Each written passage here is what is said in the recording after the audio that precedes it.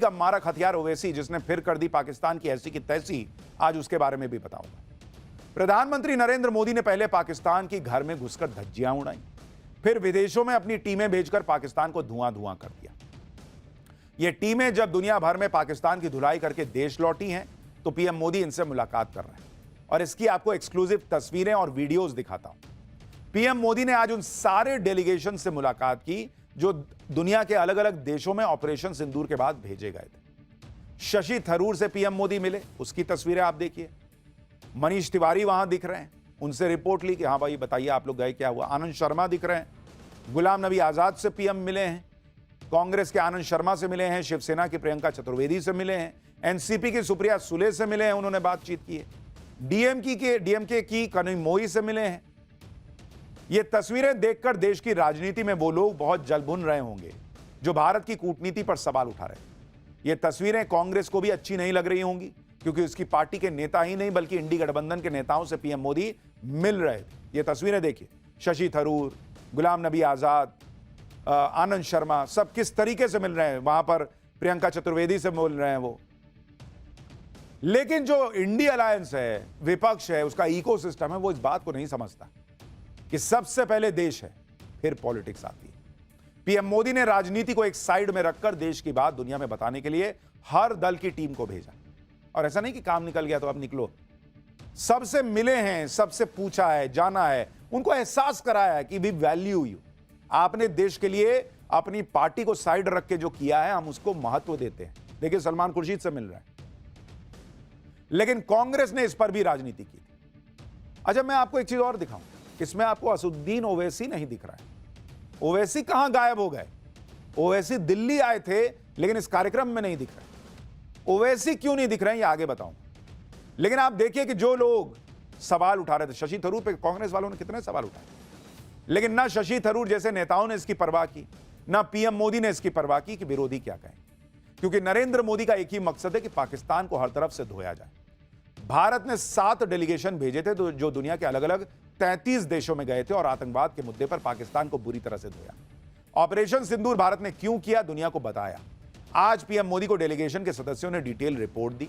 Delegation में शामिल सदस्य जैसे शशि थरूर, गुलाम नबी आजाद, आनंद शर्मा, अनुराग ठाकुर, निशिकांत दुबे, मनीष तिवारी, पीएम मोदी को अपने टूर के बारे में जानकारी दी। उन्होंने जिस देश में डेलीगेशन गया वहां किस तरह का रिस्पॉन्स मिला ये बताया गया, भारत को किस तरह का समर्थन मिला ये सब पीएम मोदी को बताया गया। भारत के 7 डेलीगेशन विदेश गए थे और इसमें सबसे ज्यादा चर्चा हुई ओवैसी वाले डेलीगेशन, जिसकी अध्यक्षता जय पांडा कर रहे थे। आज ओवैसी को भी पीएम मोदी से मिलना था, लेकिन अचानक ओवैसी वहां नहीं पहुंचे। इसकी वजह क्या है आपको आगे बताऊंगा, लेकिन पहले आप ये देखिए कि भाई ओवैसी विदेश गए। भारत के डेलीगेशन में ओवैसी ऐसे नेता हैं जिनकी चर्चा भारत के साथ पूरे पाकिस्तान में हो रही है, क्योंकि ओवैसी ने ही पाकिस्तान को सबसे बुरी तरह से एक्सपोज किया। ओवैसी की बातों से पाकिस्तान में कैसी आग लगी है, जरा उसकी एक झलक भी देखिए, फिर बताता हूं ओवैसी कहां गायब हो गया आज।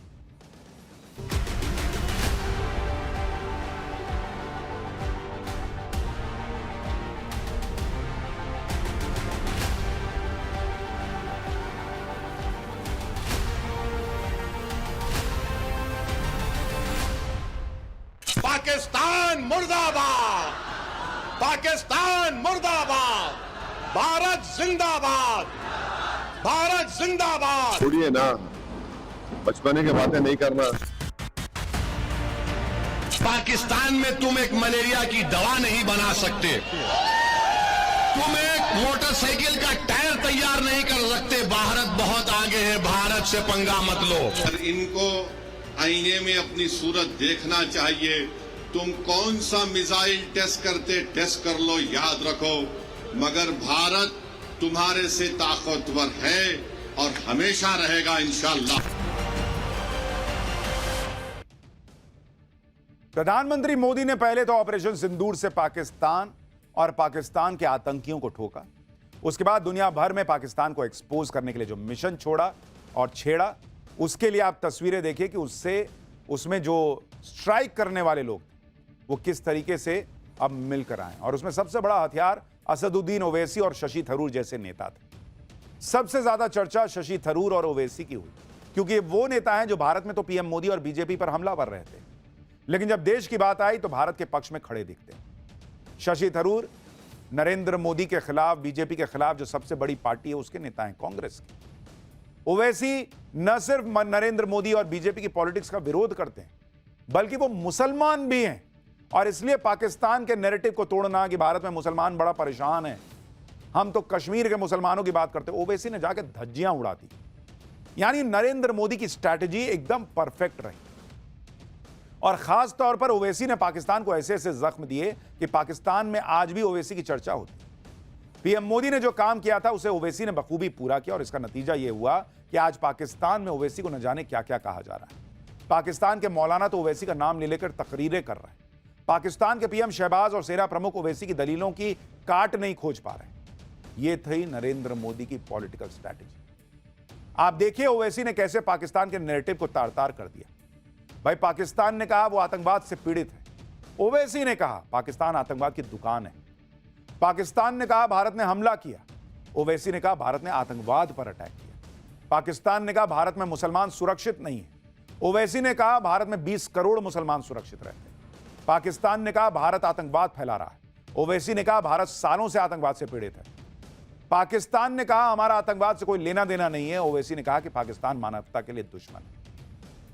पाकिस्तान ने कहा हम भारत को करारा जवाब देंगे, ओवैसी ने कहा मलेरिया की दवा तो तुमसे बनती नहीं, तो हमसे क्या टक्कर लो। सबसे बड़ी बात यह है कि असदुद्दीन ओवैसी ने यह सारी बातें मुस्लिम देशों में जाकर कहीं। पाकिस्तान जो बात बात पर मुसलमान देशों का हवाला देता है कि वो उसके साथ हैं, उन्हीं देशों में ओवैसी ने पाकिस्तान को भिगो भिगो के धोया। यानी नरेंद्र मोदी ने जो रणनीति बनाई थी उसमें सबसे बड़ा हथियार शशि थरूर और ओवैसी जैसे नेता भारत के लिए साबित हुए। भारत से लेकर अलग अलग देशों तक ओवैसी ने पाकिस्तान को कायदे से रगड़ा। एक बार ओवैसी ने कैसे पीएम मोदी के लिए वो स्ट्राइक की जो भारत के बहुत काम आ रही है, उसकी एक झलक दिखाता हूं।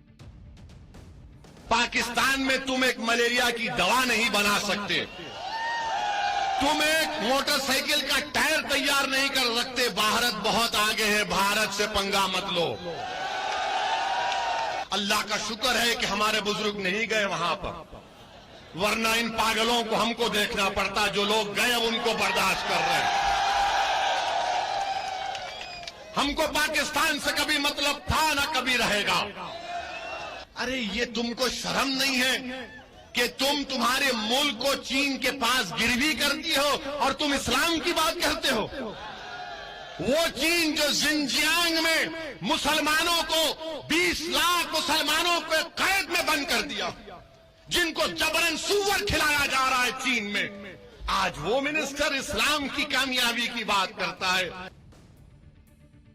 पाकिस्तान को एक्सपोज करने के लिए भारत के 7 डेलीगेशन ने किस तरह से काम किया और कैसे पीएम मोदी के इस फैसले से आतंकवाद के खिलाफ ऑपरेशन सिंदूर और भारत के स्टैंड को दुनिया ने माना, अब आपको यह भी बताता हूं। ऑपरेशन सिंदूर के बाद कोलंबिया ने पाकिस्तान के पक्ष में स्टेटमेंट दिया। कोलंबिया ने ऑपरेशन सिंदूर में मारे गए आतंकियों के प्रति संवेदना जताई।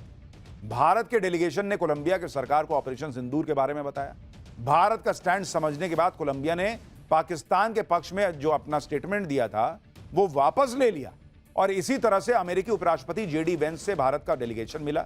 जेडी वेंस ने काफी देर भारत के डेलीगेशन से बात की और ऑपरेशन सिंदूर पर भारत के स्टैंड को समझा। इसी तरह मलेशिया ने भारत के डेलीगेशन का प्रोग्राम कैंसिल करने की पाकिस्तान की मांग ठुकरा दी। पाकिस्तान ने मुस्लिम देश का हवाला देते हुए मलेशिया से भारत के डेलीगेशन के कार्यक्रम को रद्द करने की मांग की थी, लेकिन मलेशिया ने पाकिस्तान की मांग ही ठुकरा दी और भारत के डेलीगेशन के सारे प्रोग्राम आयोजित हुए। यानी जहां जहां भारत के सांसदों का डेलीगेशन गया वहां पाकिस्तान की पोल पट्टी खुलती चली गई। मुस्लिम देशों में ओवैसी ने मोर्चा संभाला। सऊदी अरब के बड़े नेताओं के सामने ओवैसी ने पाकिस्तान का मुस्लिम कार्ड फेल कर दिया। सुनिए ओवैसी को जो बता रहे हैं कि किस तरह मीटिंग की तैयारी तक की गई थी। इतना बैक टू बैक मीटिंग्स थे और फिर उस मीटिंग से जाने से पहले जय पांडा सबको बुलाकर बात करके, भाई इसमें हमको इनसे मिल रहे हैं, इस तरह बोलना है, उसमें गुलाम नबी आज़ाद साहब हैं, मैं हूँ, श्रृंगला साहब हैं, एक कलेक्टिवली रात भर बैठकर बात करना, फिर सुबह जाने से पहले फिर बात करना, फिर जाना, फिर मीटिंग से निकलने के बाद कैसा महसूस हुआ, फिर नेक्स्ट मीटिंग में कैसा करना चाहिए। मैं एक एग्जांपल दे रहा हूं कि रियाद में हमारी meeting his excellency Adil Zubair साहब से हुई, जो एक जमाने में फॉरेन मिनिस्टर थे, अब MOS foreign minister Saudi Arabia के। 2 घंटे मीटिंग चली, 2 आवर्स। लेकिन आपके मन में भी सवाल होगा, अगर ओवैसी इतने शिद्दत से पाकिस्तान को एक्सपोज कर रहे थे तो आज प्रधानमंत्री मोदी से मिलने क्यों नहीं पहुंचे? वो जो तस्वीरें आई आज मुलाकात की, उसमें ओवैसी क्यों नहीं दिख रहे हैं? उसकी वजह अब आपको बताता हूं। ओवैसी दरअसल इस कार्यक्रम में शामिल होने वाले थे, लेकिन ओवैसी के कहा जा रहा है कि जो करीबी रिश्तेदार हैं उनकी कुछ सेहत बिगड़ गई थी, उनकी शायद बाईपास सर्जरी होनी थी और इसके लिए ओवैसी को अचानक दुबई जाना पड़ गया और इसलिए ओवैसी इस कार्यक्रम में नहीं आए। ऐसा नहीं है कि वो इससे बच रहे थे या इसमें आना नहीं चाहते थे या नरेंद्र मोदी से मिलना नहीं चाहते। ओवैसी आना चाहते थे, लेकिन पारिवारिक कारणों से जो है उन्हें दुबई जाना पड़ा और वो इस कार्यक्रम में नहीं आ पाए। लेकिन ओवैसी आए ना आए, देश में जो गर्मी आई है बॉस, बाप रे बाप। पाठशाला में अगला चैप्टर, कहीं घर में आग लग जा रही है, कहीं एसी में ब्लास्ट हो रहा है, ऊपर से जला देने वाली गर्मी, गजब गजब कांड हो रखे हैं। अचानक ऐसी जला देने वाली गर्मी आई क्यों है और जाएगी कब? पाठशाला में अब ये बताने वाला चैप्टर खोल रहा हूं। आधे हिंदुस्तान में इस वक्त ऐसी गर्मी पड़ रही है कि लोग कह रहे हैं कि कूलर पंखे तो छोड़ दो, एसी लोग चेक कर रहे हैं बॉस कि एसी चल नहीं रहा है क्या, गैस निकल गई है क्या, एसी काम नहीं कर रहा है, एसी फेल हो जा रहा है। चलते एसी के नीचे बैठकर लोगों को लग रहा है कि एसी काम नहीं कर रहा है। ऐसी भीषण गर्मी है कि एसी बाप बाप कर दे रहा है और घर से बाहर निकल जाओ तो ऐसा लग रहा है जैसे शरीर को किसी ने तंदूर में डाल दिया। दिल्ली से लेकर राजस्थान तक ऐसी गर्मी पड़ रही है जो बर्दाश्त से बाहर की। हालत यह हो गई है कि कहीं एसी में ब्लास्ट हो जा रहे हैं, कहीं हल्की सी चिंगारी भीषण आग की वजह बन जा रही है। इस गर्मी से जान बचाने के लिए जिसे मौका मिल रहा है पहाड़ों की तरफ भागा जा रहा है, लेकिन वहां लोगों को नई आफत से सामना करना पड़ रहा है। क्या उत्तराखंड, क्या हिमाचल, सड़कों पर ऐसा भयंकर ट्रैफिक जैम लग गया है, 1-1 किलोमीटर की दूरी तय करने में घंटों लग जा रहे हैं। आज पाठशाला में आधे हिंदुस्तान में गर्मी से मचे हाहाकार के पाकिस्तानी कनेक्शन के बारे में भी बताऊंगा। राजधानी दिल्ली में आज गर्मी ने अपना भीषण रूप दिखाया। तापमान 44 डिग्री सेल्सियस को टच कर गया, जिसने दिल्ली वालों के पसीने निकाल दिए। गर्मी की वजह से आग लगने की घटनाएं भी बढ़ रही हैं। आज एक घटना दिल्ली के द्वारका में हुई, जहां एक छोटी सी चिंगारी से भड़की आग ने पूरे फ्लैट को अपनी चपेट में ले लिया। आग फ्लैट में बने मंदिर से भड़की और पीवीसी पैनल होने की वजह से देखते ही देखते पूरे फ्लैट में आग की ऊंची ऊंची लपटें निकलने लगी। आप तस्वीरें देखिए बॉस, इतनी खौफनाक तस्वीरें हैं। आग द्वारका के शब्द अपार्टमेंट के टॉप फ्लोर में लगी। आग इतनी भीषण थी कि जान बचाने के लिए फ्लैट में मौजूद 2 बच्चों और उनके पिता ने नीचे छलांग लगा दी, क्योंकि वो बच नहीं सकते थे। तीनों को अस्पताल ले जाया गया, लेकिन उनकी जान नहीं बचाई जा सकी। सुनिए एक बार। It's going bad, please do something fast. 3 लोग नीचे गिर गए हैं। It's going bad, please do something fast. 3 लोग नीचे गिर गए हैं। चश्मदीदों के मुताबिक अपार्टमेंट के टॉप फ्लोर में आग लगने के दौरान एसी में ब्लास्ट होने की आवाज सुनाई दी। आप भी चश्मदीदों को एक बार सुनिए। 10 के टाइम की बात है, मैं इधर से रास्ते से गुजर रहा था तो बहुत तगड़ी धुआं लगी हुई थी, तो हमने बाइक यहाँ पे बगल में खड़ा करा, देखा तो 7-8 आदमी एक साथ ही फ्लोर से नीचे कूद गए। आपके सामने कूदे? हाँ जी, भीषण आग थी और आग से एसी भी ब्लास्ट कर रहा था। अच्छा। तो हमने कोशिश करी 2 बच्चे को बचाने की, लेकिन वो बचा नहीं पाया। वो मैं लेके आकाश हॉस्पिटल गया, लेकिन डॉक्टर ने सॉरी बोल दिया। उसके लिए छोटी सी गुड़िया थी 8-9 साल की और एक बच्चा था 10-11 साल का, लेकिन वो बच्चे बच नहीं पाए।